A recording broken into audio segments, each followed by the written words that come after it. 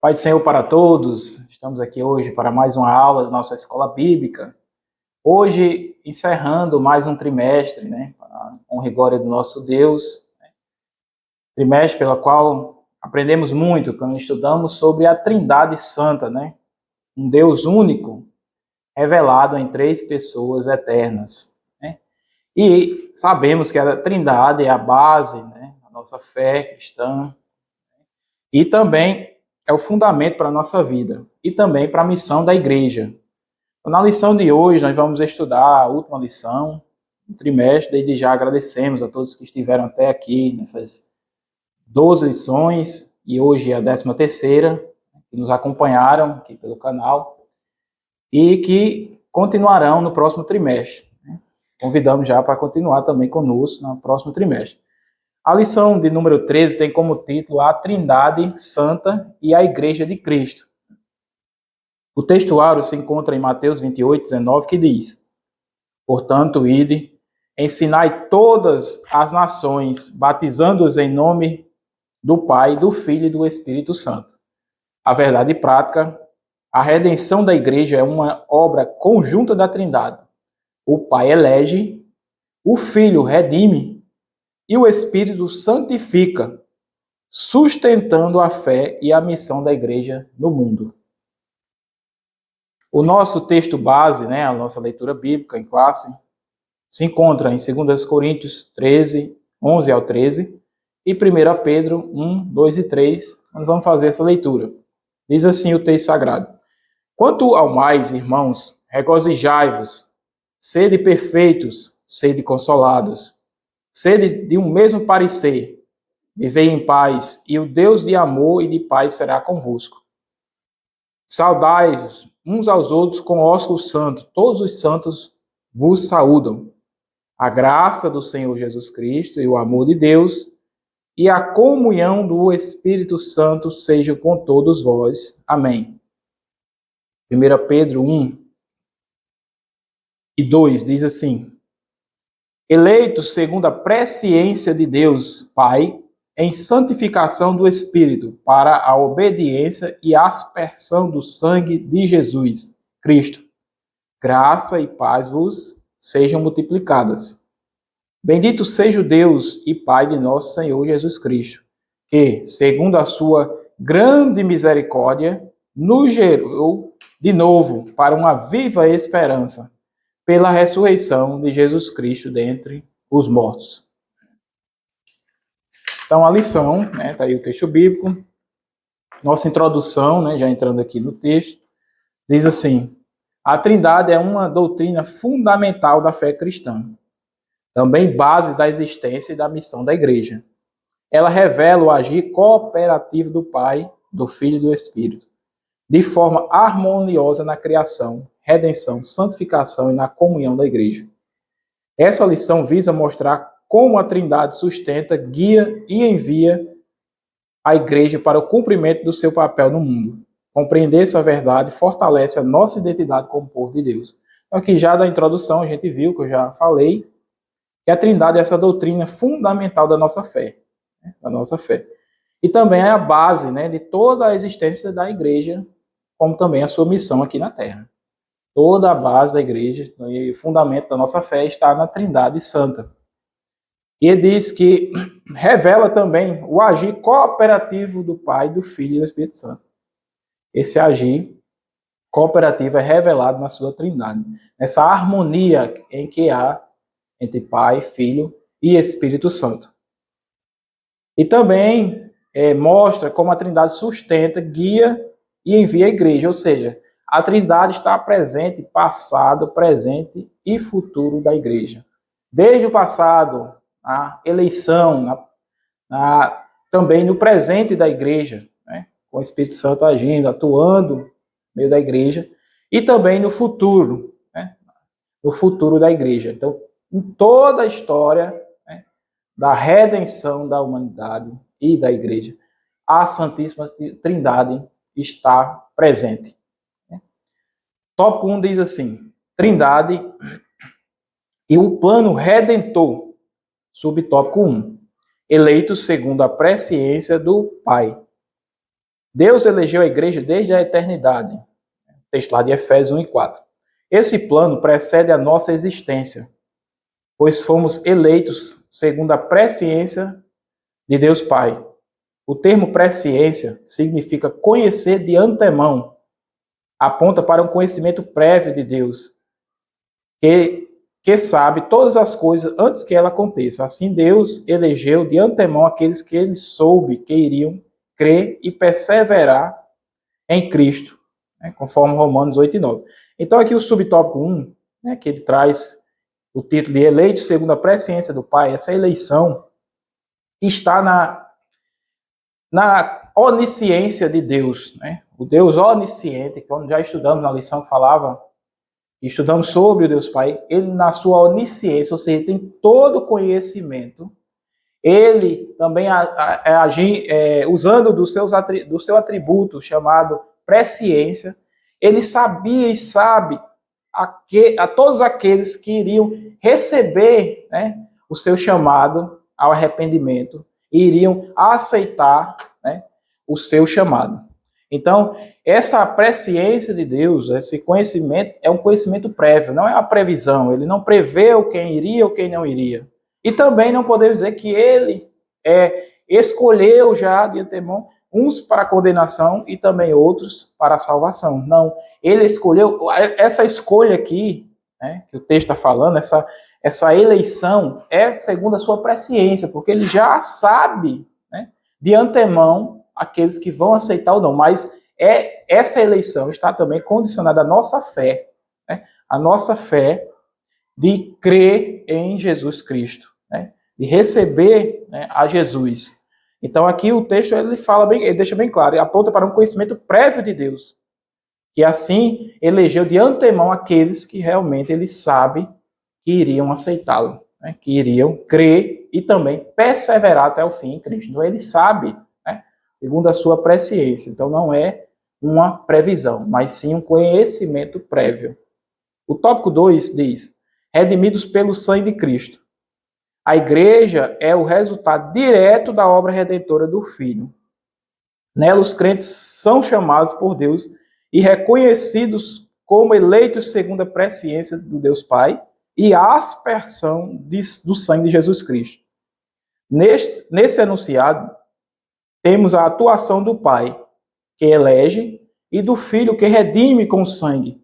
A frase a aspersão de sangue remete ao ritual antigo do Antigo Testamento, em que o sangue do sacrifício estabelecia uma aliança e a aspersão concedia benefícios aos adoradores.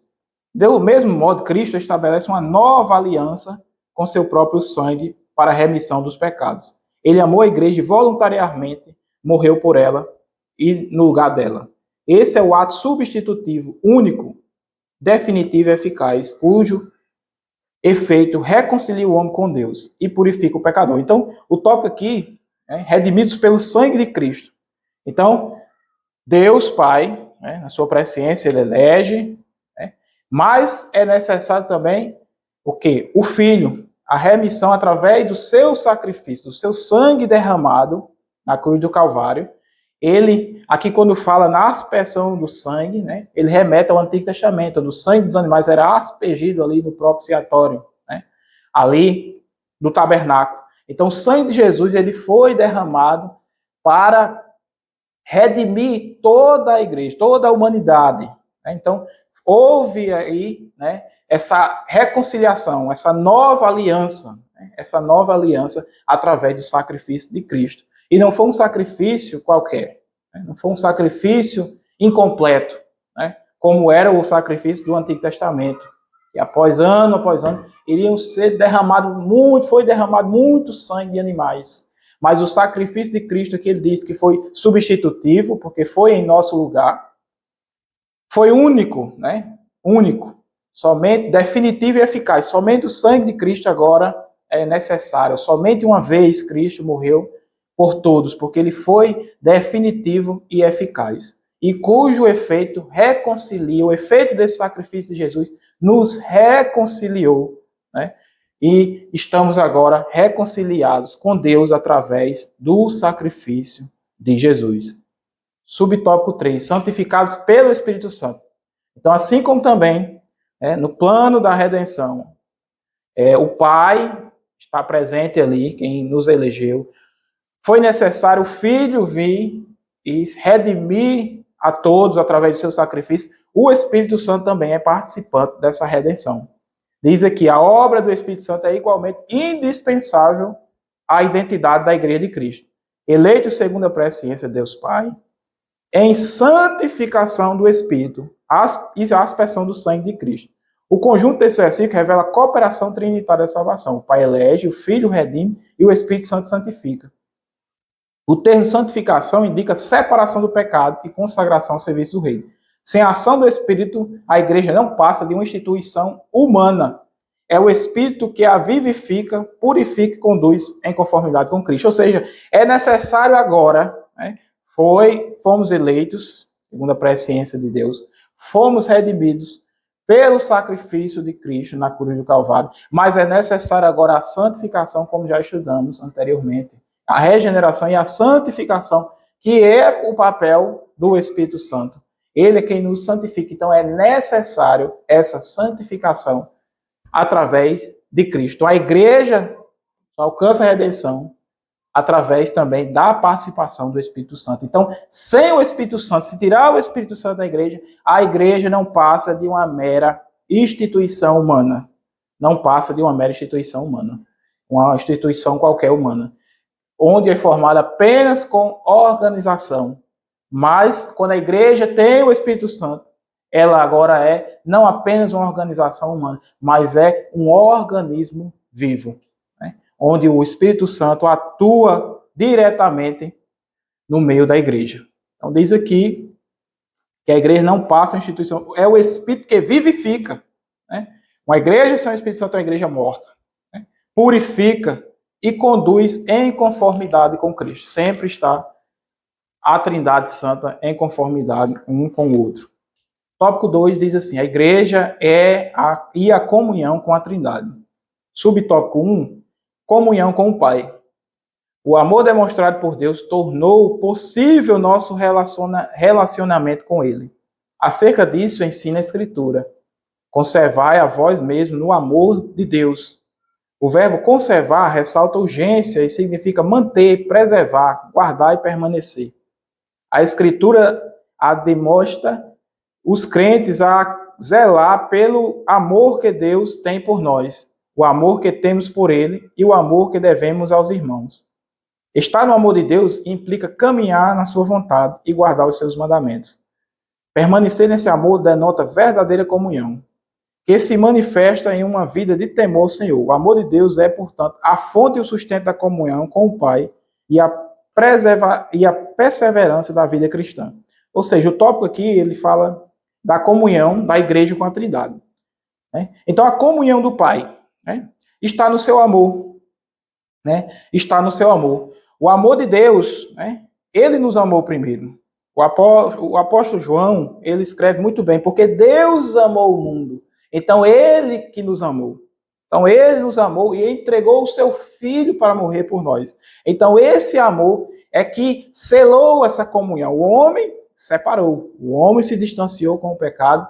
Desde a do Éden, o homem que separou. Mas Deus, no seu amor, no seu infinito amor, é quem uniu novamente. É quem nos deu uma nova oportunidade. E Ele quem tratou de selar essa comunhão. Quando demonstra o seu amor, doando ali seu Filho para morrer por todos. Então ele diz aqui que o texto de Judas diz assim, conservai a vós mesmos no amor de Deus. Então o termo conservar, ele diz aqui que significa manter, preservar. Então nós devemos nos manter nesse amor de Deus. Nós devemos estar sempre andando nesse amor de Deus. E ele diz, estar no amor de Deus implica em quê? Em caminhar segundo a sua vontade.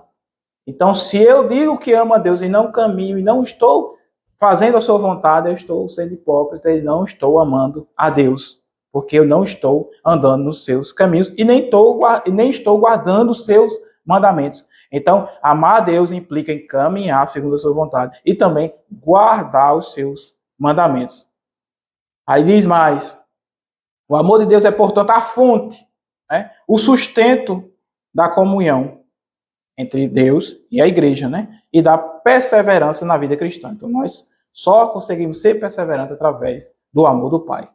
Tópico 2, subtópico 2 diz assim: comunhão com o Filho.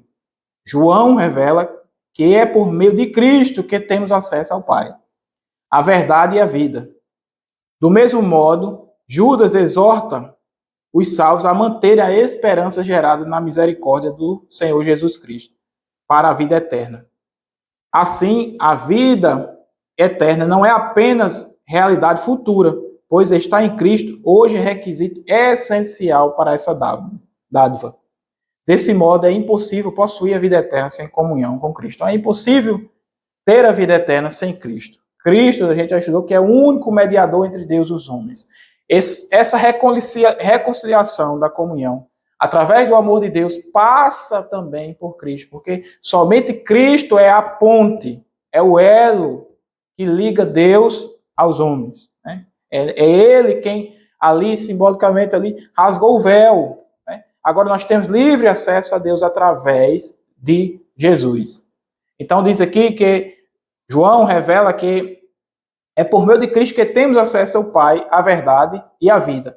Pois ele mesmo declarou: eu sou o caminho, a verdade e a vida. E ninguém vem ao Pai senão por mim. Então não temos como ir por outro caminho. Nós temos que essa comunhão, né, de nós com a Trindade também passa pelo Filho.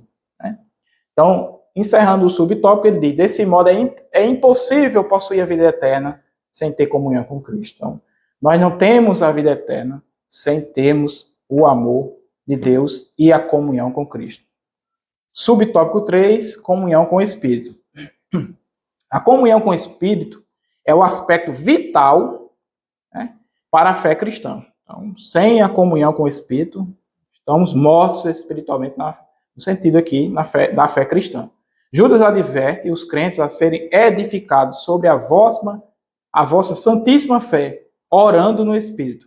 O versículo evidencia que a vida espiritual genuína não é possível sem a ação constante do Espírito.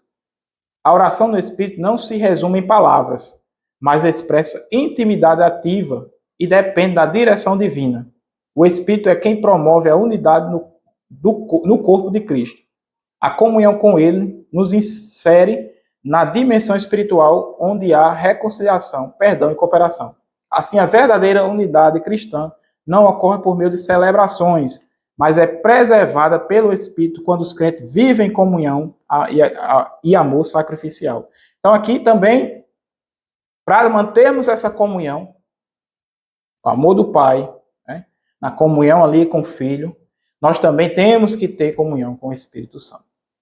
Então, o Espírito Santo, como diz aqui o texto, né, essa comunhão é diária, né, todos os dias. Né, nosso viver, o Espírito Santo é quem nos direciona, né, o nosso viver diário, para permanecermos aqui, que ele diz que é vital para a nossa fé.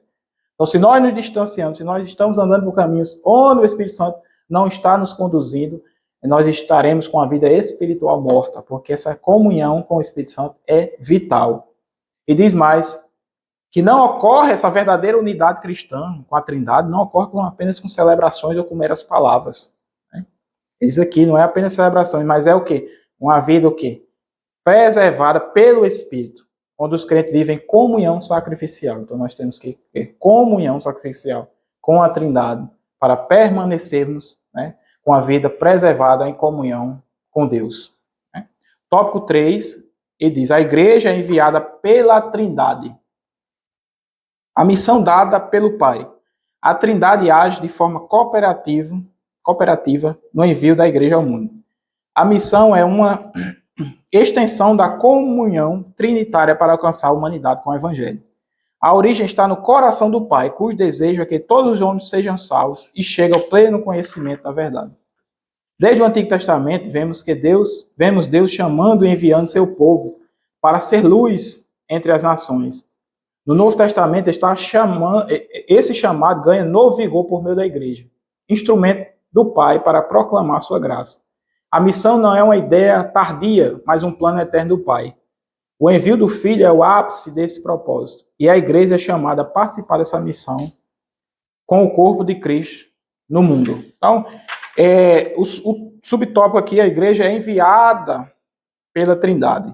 Né? Então, ele diz aqui que a Trindade age de forma cooperativa. Né? Os três aqui cooperam no envio da igreja ao mundo. Né? A igreja é enviada ao mundo para proclamar a graça de Deus, o amor de Deus, né? Para proclamar esse amor, né? A Trindade está cooperando. Então, ele diz aqui que o Pai está cooperando no envio da igreja. Né? E ele diz mais, ó, que o Pai desde sempre, desde o Antigo Testamento, a gente vê o Pai, né, buscando ali o seu povo, né, buscando a comunhão com o seu povo, e enviando a eles proclamarem, né, a sua justiça. E ele diz mais, ó, que a origem está no coração de Deus, no coração do Pai. Que lá no texto de Timóteo, Paulo diz que a origem está no coração do Pai, porque o desejo dele é que todos os homens se salvem e cheguem ao pleno conhecimento da verdade. Então, no Novo Testamento também Deus está ali com o envio do Filho. Quando ele envia o Filho, né, ele está ali com o propósito, né, de através do Filho, né, proclamar o seu amor, proclamar a sua graça aqui na terra e também alcançar todos os homens. Né. Ele diz que o envio do Filho foi o ápice desse propósito de Deus. E a igreja é chamada a participar também dessa missão. E nós vamos ver aqui a igreja sendo comissionada. O subtópico 2 diz, o Filho comissiona os discípulos, seus discípulos. O Filho enviado pelo Pai, agora envia a sua igreja. Então Jesus foi enviado pelo Pai, falou do seu amor agora, ele envia os seus discípulos também para proclamar esse amor. Então ele diz, após a sua ressurreição, Cristo ordenou, portanto, ide, ensinai todas as nações, ensinando-as a guardar todas essas coisas que eu vos tenho mandado. A tarefa da grande comissão não é ordenança proclamadora e um mandato educacional. É de responsabilidade da igreja evangelizar, ensinar a palavra de Deus. Essa ordenança é uma expressão da graça salvadora, levando a mensagem do reino a todas as pessoas e batizando-as em nome do Pai, do Filho e do Espírito Santo. O batismo é realizado na autoridade do nome de Jesus, mas a forma batismal é trinitária, em nome do Pai, do Filho e do Espírito Santo. Não é apenas uma liturgia, mas também uma confissão pública da fé na obra redentora de Cristo. Então o Filho comissionou, né? Jesus ali, antes de ascender, subir aos céus, ele deixa uma ordenança, né? Ele não deixa ali uma opção, ele não deixa uma ideia, mas ele deixa ali plantar uma ordenança, ide, né? Então ele deixa essa ordenança, né, para todos os seus discípulos, né? Então, diz aqui, ó, que o texto diz, a ordenança é uma expressão da graça salvadora de Cristo, levando essa mensagem do reino. Então devemos levar essa mensagem. Se nós um dia recebemos essa mensagem, nós devemos repassá-la, nós devemos também proclamar esse evangelho do reino. E também batizando em nome do Pai, do Filho e do Espírito Santo. Então o batismo é realizado na autoridade de Jesus, mas também ali leva aqui a mensagem da Trindade Santa, que batizando em nome do Pai, do Filho e do Espírito Santo. Né? E ele diz aqui que a forma batismal é trinitária, né? Pai, Filho e Espírito Santo estão ali na forma do batismo. E não é apenas uma mera liturgia, como qualquer outra, né? Mas sim uma confissão pública. Né? Quando você é batizado, você está confirmando para todos que você agora é uma nova criatura. E o subtópico 3 diz que o Espírito é quem capacita e envia. A missão da igreja não pode ser realizada sem a capacitação do Espírito Santo. A gente viu uma lição totalmente voltada para o Espírito capacitador. Então o Espírito Santo é capacitador. Jesus, ali das últimas orientações, ele diz, né, que não fosse ainda proclamar enquanto o Espírito Santo não viesse. Então era necessário e é necessário a capacitação do Espírito Santo. Sem o Espírito Santo na nossa vida, nós não conseguimos, né, proclamar esse evangelho, não conseguimos exercer essa comissão que Jesus nos deixou, essa ordenança que Jesus nos deixou. Não conseguimos, porque o Espírito Santo é quem nos capacita. E ele diz aqui, ele é quem dá poder e ousadia para testemunhar de Cristo. Então, o Espírito Santo é quem nos dá esse poder, né, para testemunharmos de Cristo. Aí diz, em Atos vemos o Espírito Santo separando e enviando missionários para o serviço cristão. Ele não apenas acompanha, mas ele orienta e dirige a tarefa evangelizadora da igreja. O Espírito é quem consegue dons espirituais para o exercício eficaz do ministério. Então a gente vê que ali na igreja de Antioquia, se a gente for no livro de Atos, o Espírito Santo é quem fala, ele mesmo fala, e ele manda separar, apartar ali a Paulo e a Barnabé para uma grande obra, né? Aquela obra missionária. Então o Espírito Santo é quem está ali, né? Ordenando, mandando, separando, né? E ele também capacita, ele é participante direto, né? Ele é participante direto. Ele diz aqui, ó, não apenas acompanha, mas ele orienta, né? Ele dirige a tarefa, né, evangelizadora. Então o Espírito Santo é quem concede também todos os dons espirituais. Né? Então, encerrando a nossa conclusão, diz o seguinte: a Trindade está presente em toda a história da salvação, desde a nossa eleição, formação, santificação e envio. Por isso, como instituição trinitária, a igreja é chamada a cumprir o seu papel no mundo, com poder e fidelidade. Essa igreja vive, preserva e cumpre sua missão mediante a comunhão com o Deus triuno. Essa doutrina não é apenas abstrata, mas prática, viva e transformadora. Então, encerrando esse trimestre, encerrando aqui mais um vídeo, encerrando esse trimestre, deixamos essa mensagem, né? Que possamos aqui, com tudo que a gente aprendeu, né, com tudo que nós aprendemos nessas 13 lições, né, viver uma vida voltada para Deus, né, para esse Deus único, mas revelado em 3 pessoas, que possamos estar cada vez mais ligados, né, com Deus Pai, com Deus Filho e com Deus Espírito Santo. Né?